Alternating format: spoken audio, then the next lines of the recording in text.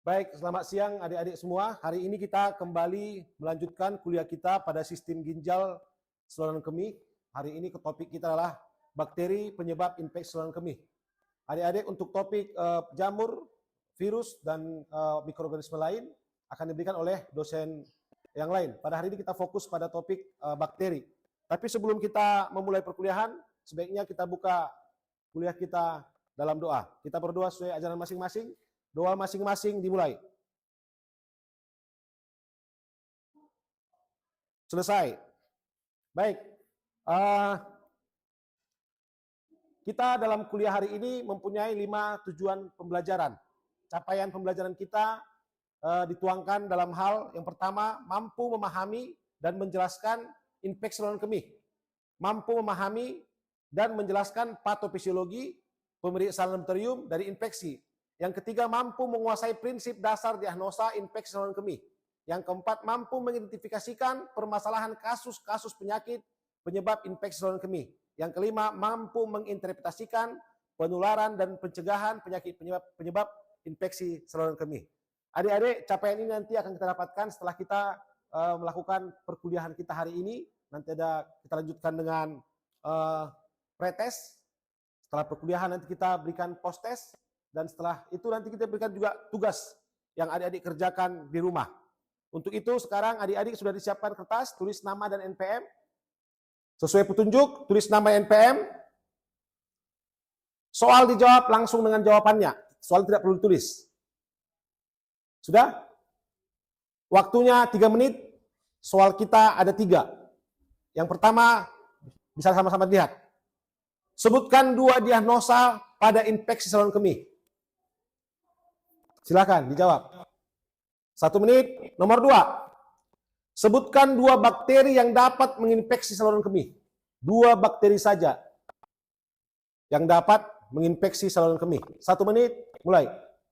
Waktu 1 menit. Nomor 3. Sebutkan 2 metode pemeriksaan pasien dengan keluhan infeksi saluran kemih. 2 metode pemeriksaan yang bisa dilakukan pada pasien yang mengeluh atau dengan keluhan infeksi saluran kemih untuk tujuan menegakkan diagnosa ya. Silakan, 1 menit. Selesai. Silakan, boleh tugasnya dikumpulkan dari belakang. Tahu kira-kira ini gambar apa?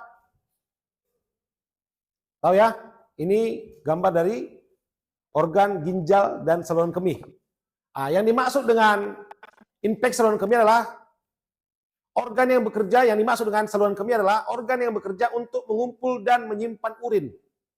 Urin tadi kan proses dari absorpsi dan proses pembuangan air dalam tubuh disimpan oleh organ yang kita namakan saluran kemih.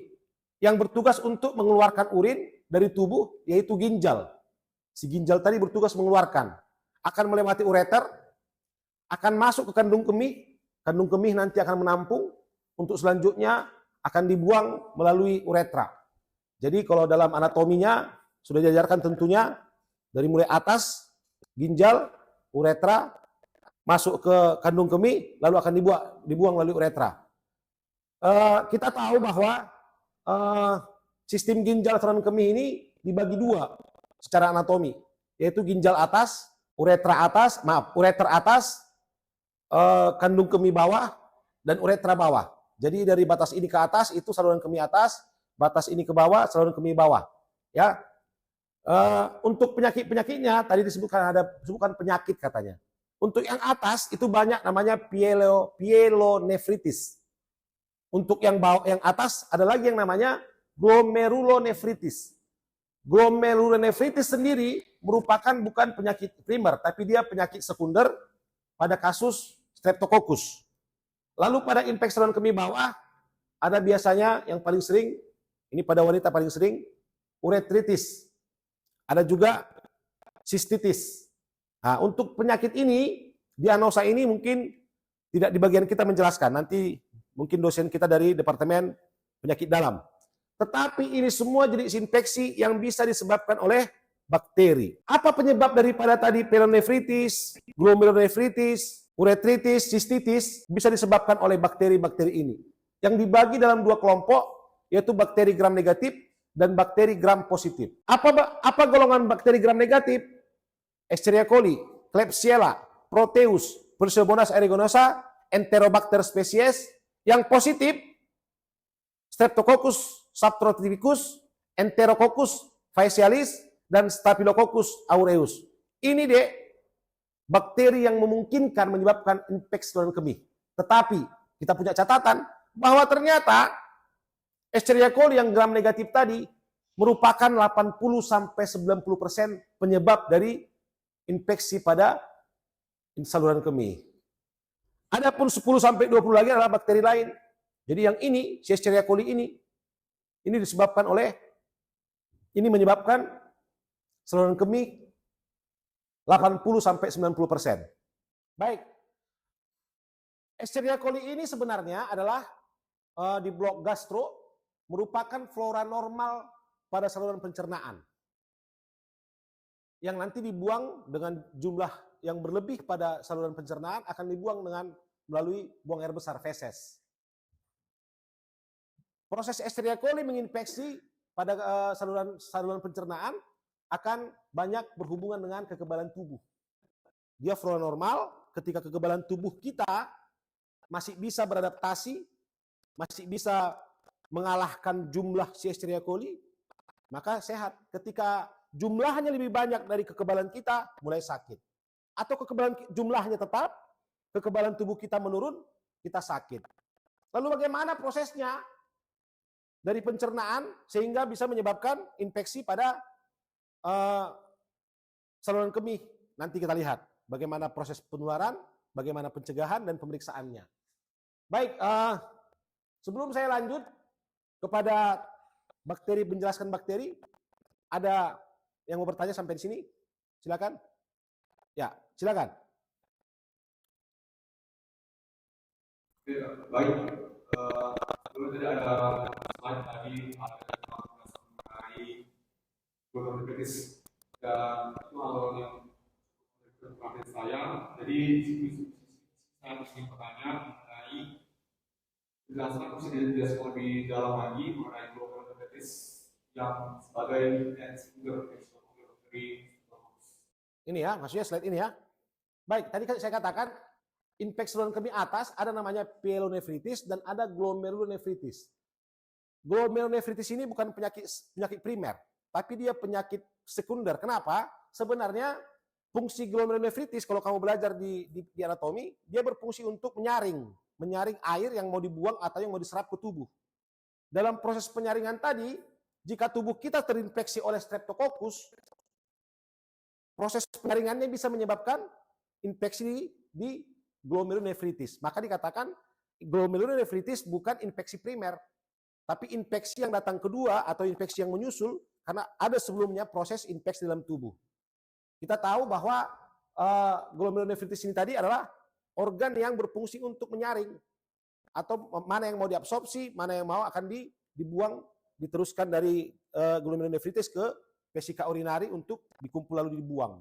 Itu yang dimaksud dengan sebagai sekunder Streptococcus. Itu mungkin kita bertanya tadi ya. Kenapa dikatakan glomerulonefritis sebagai sekunder infeksi Streptococcus? Jadi dia bukan infeksi primer, bukan langsung menginfeksi, tapi karena ada proses yang sebelumnya dalam tubuh kita, maka si saluran si saluran kemih tadi bisa terinfeksi. Itu dia. Jelas ya? Baik, kita lanjut. Ada pertanyaan lain? Gak ada? Kita lanjut. Escherichia coli. Adik-adik, ini sudah kita pelajari sebenarnya di blok IKD 2. Secara detail, hari ini kita akan melihat taksonominya. Escherichia coli ini adalah golongan genus Escherichia. Nanti mungkin pada pemeriksaan lab, kalau belum yakin kita dengan spesiesnya sebagai Escherichia coli, kita menyebutnya sebagai Escherichia spesies, SP, S besar, P kecil, titik. Itu nanti mungkin dalam hal penulisannya. Ya, dia golongan bakteri di kingdomnya. Dia mempunyai morfologi gram negatif. Kalau kita lihat di bawah mikroskop, gram negatif warna apa? Warna merah. Nanti, benar ini gambarnya ya. Ini penampakan di bawah mikroskop. Dia berbentuk batang. Dia seperti petak-petak, persegi panjang. Tebalnya 0,5 mikromili, panjangnya 1 sampai 3 mikromili. Bentuknya koloid. Dia enggak benar-benar bulat panjang, masih seperti membulat.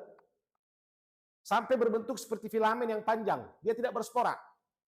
Motil dengan flagel, peritrika atau non-motil. Tapi yang lebih banyak dia bergerak. Makanya di pencernaan tadi pun bisa kita keroncongan kan. Kalau di pencernaan banyak sekali Escherichia coli terkeroncong. Rak, rok. Nanti buang air besarnya pun itu nyembur. Kalau infeksinya oleh Escherichia coli. Itu dari segi gejala. Nanti detailnya itu nanti diajarkan oleh Departemen Penyakit Dalam. Ini untuk Escherichia coli. Gambarannya dia seperti ini. Kalau mau kita baik, selanjutnya yang terakhir, bakteri penyebab infeksi saluran kemih tadi yang bagian dari 10-20% adalah Staphylococcus aureus. Kalau kita lihat Staphylococcus aureus ini dek, golongan dari bakteri juga, dia genusnya Staphylococcus. Dia morfologinya berbentuk kokus bulat, namanya pun Staphylococcus. Jadi berbentuk bulat. Dari warna bulat ini penampakan mikroskop, ini penampakan biakan. Di ini kira-kira gramnya gram apa? Gram positif karena berwarna ungu, benar. Dia tidak berspora, berbeda tadi dengan berbeda dengan Escherichia coli. Di sini dia juga tidak memiliki flagel. Tadi di coli dia bisa bergerak ya, bisa motil. Ukurannya hampir mirip dengan Escherichia coli juga si penyebab tadi. Tapi khas di sini membedakan ketika dia nampak berwarna ungu. Ya. Dan Staphylococcus aureus juga adik-adik merupakan bagian dari flora normal di tubuh. Artinya dapat sesekali menginfeksi tidak hanya pada tempat lokasi habitat dia flora normal, tapi bisa bermigrasi ke organ lain termasuk ke saluran kemih. Ini gambarannya ketika kita lihat di bawah mikroskop.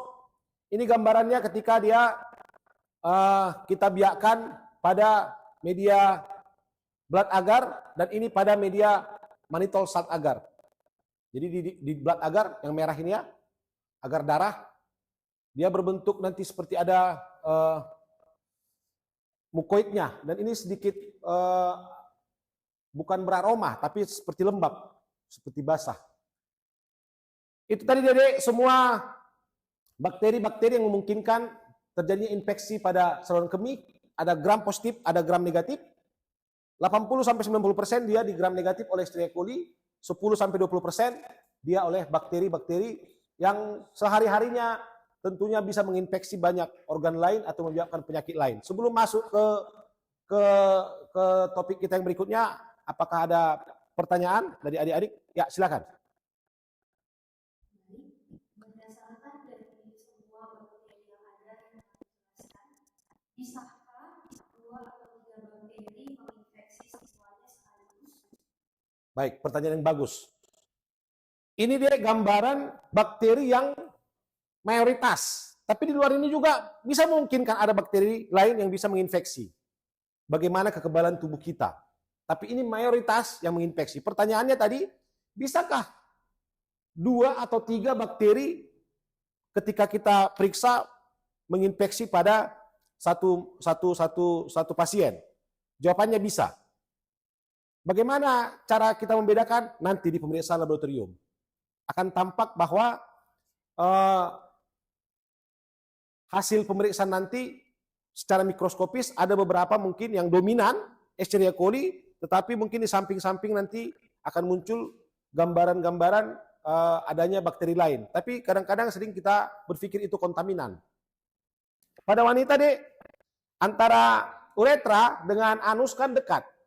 Sering kadang cebok itu dari depan, tangan dari depan, sehingga sewaktu cebok dia menggeser si Escherichia coli dari anus ke uretra. Seharusnya ceboknya dari tangan dari belakang. Kalau mau cebok, buang air besar. Jadi kalau mau cebok juga, cebok pipis,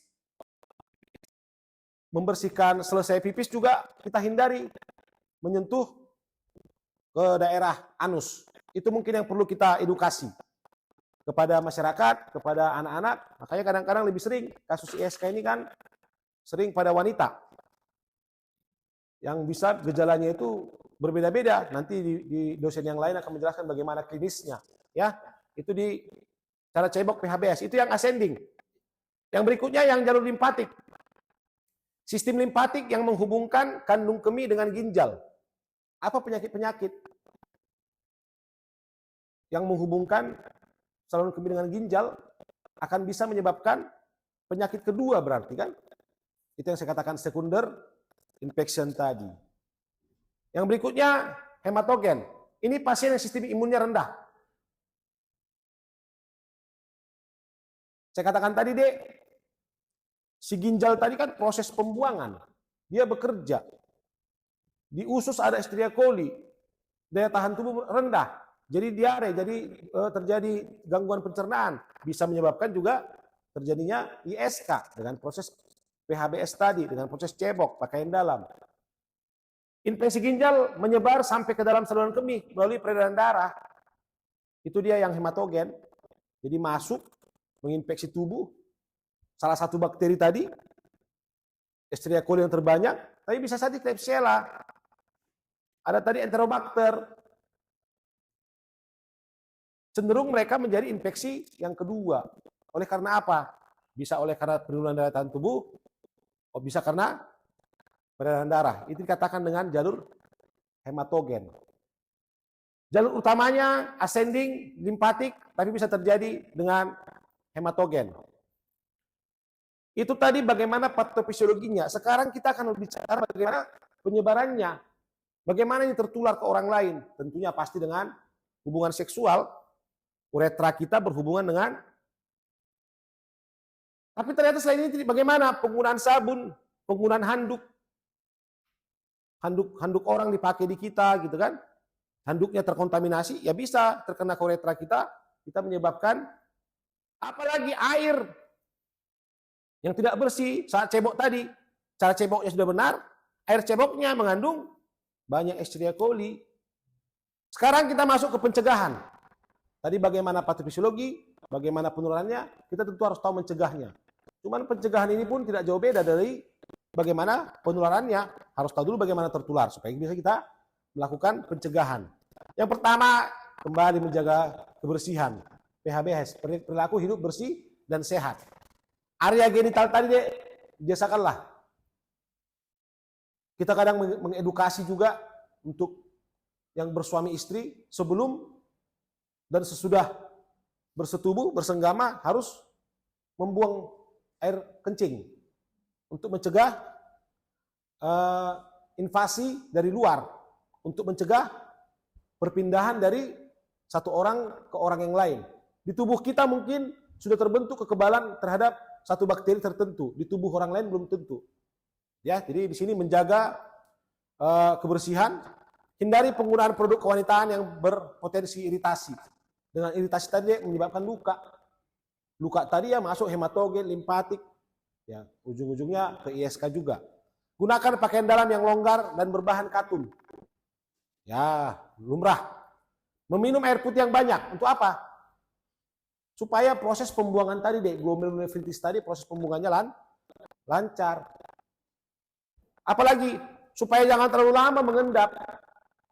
Air minum pagi 1 gelas sampai sore nggak habis-habis, nggak minum-minum. Vesika urinary tadi kan punya sinyal, ketika sudah penuh baru akan pipis. Jadi tidak terlalu lama mengendap di vesika urinary. Lama mengendap bagaimana? Ya bisa lagi. Dia kan tadi kan seperti si coli kan bisa bergerak, bisa naik ke atas kembali menginfeksi organ di saluran atas. Hindari minuman yang dapat mengiritasi kandung kemih. Ya, minuman-minuman bersoda, zat warna. Hindari kebiasaan yang memicu ISK. Jangan menahan buang air kecil. Tadi, kenapa tadi disuruh supaya banyak air putih? Supaya lebih sering kencing. Maka hindari juga menahan air kencing. Bahkan ada penyakit yang non-infeksi yang bisa menyebabkan gangguan pada saluran kemih. Oleh karena menahan kencing. Kenapa? Dia nembak ke atas sehingga terjadi gangguan pada ureternya. Uretra di bawah, ureter di atas. Buang air kecil setelah berhubungan seksual, saya katakan tadi. Salah satu juga bagian dari menjaga daerah genitalia. Konsumsi makanan kayak vitamin C. Ya, itu sudah untuk kekebalan tubuh kita ya, imun tubuh. Karena kenapa? Ternyata si coli tadi bisa juga tertular oleh diri sendiri. Escherichia coli bisa tertular oleh diri sendiri dari cebok, pakaian dalam nggak diganti, Bisa kamu bayangkan sekarang di pakaian dalam itu yang bagian belakang ada Escherichia coli. Kalau kita hapus itu, tadi pagi pakaian dalamnya sampai ke malam kita hapus, periksa, pasti ada Escherichia coli-nya. Itu yang bisa menginfeksi ke uretra. Konsumsi probiotik, ini mungkin ke konsumsi dalam kekebalan tubuh. Pemeriksaan rutin. Lakukan pemeriksaan rutin ke dokter. Saya rasa dengan bisa menjaga proses ini pun bisa kita batasi atau tidak terlalu sering. Tetapi pada situasi kita memang rentan dan ada sedikit gejala, jangan ditahan. Nanti infeksinya bisa menyebar. Contoh baru pulang bertamasya, gitu kan? Yang saya katakan tadi, kita di Medan baru pulang liburan ke daerah-daerah yang terbiasa memakan lalapan, buah atau sayur yang tidak dimasak, gitu kan? Ketika ada gejala-gejala tidak nyaman, anyang-anyangan katanya ya, kencing tersendat, daerah panas setelah berkemih, bolehlah cek ke dokter. Ini topik yang saya katakan tadi bagian dari mikrobiologi kuliah kita. Bagaimana mendiagnosa secara laboratorium infeksi saluran kemih. Itu di bagian mikrobiologi. Yang paling penting kita paham dulu sampelnya. Sampel yang kita pakai di sini tentunya adalah urin. Kalau bisa pun proses urin yang kita pakai itu jangan terkontaminasi. Kita ambil urinnya, kita bawa-bawa gitu kan, akhirnya akan muncul tadi pertanyaan tadi, boleh nggak 1-2 bakteri menginfeksi satu orang? Itu tadi, urinnya tadi, sampelnya tadi harus benar-benar steril dari proses pengambilan sampai ke pemeriksaan, jangan sampai ada kontaminan. Sehingga kalaupun ada ditemukan 2-3 bakteri menyebabkan infeksi pada satu pasien, itu murni memang dari si pasien. Tetapi dengan proses urin yang tidak steril, bisa jadi itu karena ada kontaminan, proses pembawaannya, atau apa, waktu mengambil urinnya, tempat urinnya memang sudah ada bakteri itu. Maka kita butuhkan adalah urin yang betul-betul murni dari si pasien. Cara pengambilannya, kita bisa lihat, urin dengan pancaran tengah itu yang kita gunakan. Jadi kencing, dibuang, yang tengah, ditampung, sebelum habis, diangkat. Namanya urin midstream urin, urin tengah. Paham ya? Sewaktu berkemih, pipis, dibuang, ditampung. Sebelum habis, dilepas. Ini yang dibuang, jadi yang tengah. Berikutnya, cara mengambilnya dengan kateter. Pada orang-orang mungkin yang sudah tidak bisa berkemih, atau sudah ada gangguan pada pasien di rumah sakit, kalau sudah terpasang kateter, ya kita ngambilnya dari kateter. Berikutnya, jarum langsung kandung kemih. Ini ditusuk dengan cara suprapubik aspirasi. Ditusuk untuk diambil. Itu mungkin kalau sudah ada, mungkin tumor, ada penyumbatan sehingga daerah uretra pun sudah tertutup, tidak bisa keluar. Atau respon atau cara mengedan udah nggak dapat. Kateter juga tidak bisa masuk, dilakukan suprapubik aspirasi. Jarum yang ditusukkan langsung. Pemeriksaan laboratoriumnya, Dek, tadi setelah kita biakkan, kita ambil sampel, kita biakkan, bisa kita periksa dengan pewarnaan gram. Pewarnaan gram ini masih standarnya untuk kita kompetensi sebagai dokter umum. Untuk mengetahui morfologi bakteri dari sampel yang diperiksa, bisa kita lakukan apa? Tes sedimentasi. Untuk mendeteksi secara mikroskopis juga. Kuman positif dan leukosit positif. Ada apa lagi, Dek? Tes nitrit. Menggunakan strip mengandung nitrat yang dicelupkan ke urin. Hanya untuk mengetahui Nepur R namanya kan. Jadi pemeriksaannya itu dimasukkan seperti kertas atau strip yang mengandung nitrat ke urin. Tes ABC, antibody code bakteri. Cara imunologi guna menentukan infeksi saluran kemih yang letaknya lebih tinggi. Deep slide test. Persemaian kuman di kaca objek ditentukan jumlah koloni mikroskopis. Ini mikroskopis. Jadi kita lihat. Yang tidak mikroskopis bisa kita lakukan dengan tes nitrit. Apalagi tes ABC. Ini untuk kasus lebih tinggi. Tapi yang standar itu kita lakukan sebagai kompetensi dokter umum adalah pewarnaan gram. Untuk terlebih dahulu kita menentukan dia gram positif, gram negatif. Ketika dia gram negatif, biasanya sudah itu adalah karena Escherichia coli. Kau tengok aja gini warnanya merah. Kayak Escherichia coli. Kan sudah di otak kita ya. Kita tengok merah. Kan sudah ada tadi gambaran D. Kalau dia merah itu apa aja? Merah itu negatif itu Escherichia coli, apalagi? Klebsiella, apalagi? Apalagi? Masih hanya nengok kau, udah tahu. Kemungkinan 5. Makin kau periksa, makin kita periksa, makin terdiagnosa. Makin tahu kita dek, dia ISK dari gejalanya, dan tahu kamu dek, apa spesiesnya, pasti sembuh. 99%. Kenapa? Kita bisa menentukan antibiotik yang tepat. Minimal antibiotik gram negatif kita berikan sembuh. Tapi ada juga antibiotik yang lebih spesifik lagi terhadap Escherichia coli. Itulah tujuan daripada pemeriksaan tadi, mengetahui apa jenis mikroorganismenya. Jangan kita berikan ISK infeksi, kita berikan antibiotik yang hanya spektrum luas. Ya, mungkin gejalanya berkurangnya pun mungkin baru seminggu. Tapi dengan kita berikan ini, mungkin gejalanya bisa berkurang dari 2-3 kali minum obat. Gejala berkurang, belum sembuh ya. Dikatakan sembuh ketika memang si bakteri tadi sudah mati. Tapi berkurang gejala. Itulah fungsinya dek, kita warnai. Sehingga kita tahu mana gram positif, mana gram negatif, bahkan kita tahu spesiesnya. Dari gambar mikroskopi. Nanti kamu bisa browsing, nanti praktikum setelah semua perkuliahan mikrobiologi, salah satu topik praktikumnya nanti mungkin dibawakan oleh dosen kita yang lain. Setelah nanti kuliah jamur, kuliah virus, setelah kuliah bakteri, baru kita masuk nanti ke praktikumnya. Itu tadi langkah-langkah dari pewarnaan gram. Setelah tadi kita sama-sama melihat bagaimana secara visual, video, melakukan pewarnaan gram. Kita harus paham tujuan kita melakukan pewarnaan tadi apa.